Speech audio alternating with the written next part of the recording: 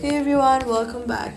Is eFootball showing an unexpected problem occurred while communicating with the eFootball server?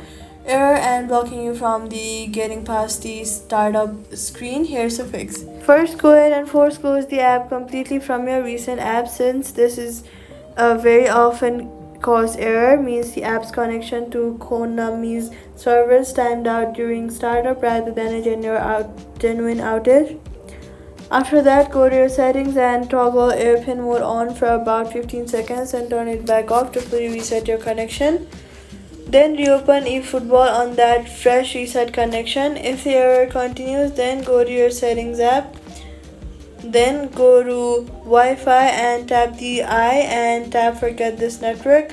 After you forget the network, go ahead and tap on it again and reconnect by tapping it and entering your password, which clears a broken connection profile. Also, in the settings, go back and go to general, then scroll down to VPN and device management and make sure that no VPN is active, since VPNs frequently trigger false server communication errors.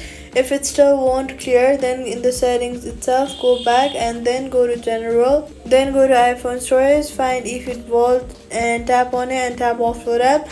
After offloading it, go ahead and reinstall it from the App Store. So all you've got to do is airplane mode reset, forget and reconnect your Wi-Fi, turn off any VPN and reinstall if needed. The server clears and that's it. Subscribe.